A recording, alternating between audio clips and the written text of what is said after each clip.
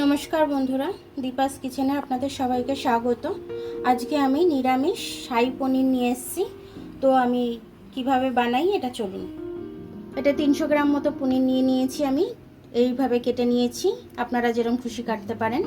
এখানে টমেটো নিয়ে নিয়েছি, মশলার জন্য লঙ্কা নিয়ে নিয়েছি, আদা নিয়ে নিয়েছি, আর এখানে নিয়েছি কাজু, আর এখানে এলাচ কটা ফোড়নে দেবো, কটা বেটে নেবো, আর এখানে ডালচিনি নিয়ে নিয়েছি, টমেটোটাও পেস্ট করে নেব, আর টক দইটা নিয়েছি।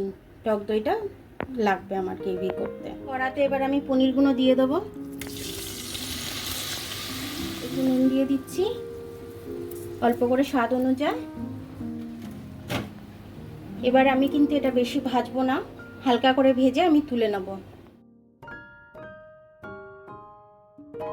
মিক্সিতে কাজু দিয়ে দিচ্ছি আমি, আদা লঙ্কা এগুলো পেস্ট করার জন্য রেখে দিয়েছিলাম, এটাও দিয়ে দিলাম। আর ওখানে টমেটো রেখেছিলাম, টমেটোটাও দিচ্ছি, ডালচিনিটাও দিয়ে দিলাম, এলাচগুলোও দিয়ে দিলাম ওর সাথে। এদিকে পনিরগুলো হালকা ভেজে আমি তুলে নেব। পনিরগুলো আমি তুলে নিচ্ছি সব কটা। এবার ফোড়নে দিয়ে দিলাম তেজপাতা আর এলাচ আর ডালচিনি, এটা ফোড়নে দিয়ে দিলাম। সাথে একটু জিরে ফোড়ন দিতে হয়, আমি জিরে ফোড়নটা দিতে ভুলে গেছিলাম, তো আপনারা দিয়ে নেবেন। মশলাটা করে রেখেছিলাম, মশলাটা ঢেলে দিলাম। গ্লাসটা ধুয়ে একটু দিয়ে দেবো, কারণ আমি শুকনো মশলা দেবো, সে কারণে আমার একটু জল দিতেই লাগবে।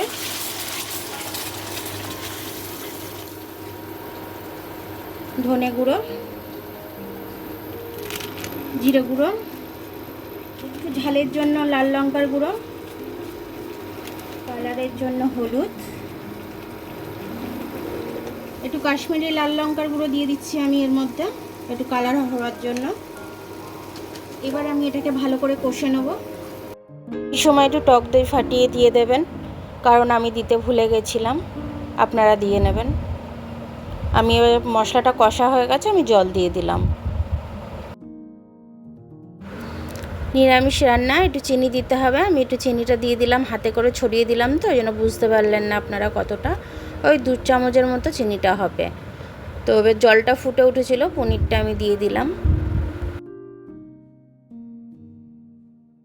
এবার আলাদা কড়াতে আমি একটু জিরে ফোড়নটা দিয়ে নিচ্ছি, আর টক দইটা একটু আমি এর মধ্যে দিয়ে নেড়ে নেব। নেড়ে নিয়ে আমি আবার ওটা দিয়ে দেবো ওর মধ্যে। আপনারা মশলা কষার সময়তেই দেবেন টক দইটা, আমি ভুলে গেছিলাম বলে এখন দিচ্ছি আমি একটু নেড়ে। টক দইটা জিরে ফোড়নটা একবারে দিয়ে দিলাম তরকারির মধ্যে, দিয়ে এবার ভালো করে একটু নেড়ে দেবো। হাই ফ্লেমে 5 মিনিট আমি ফোটাবো এটাকে।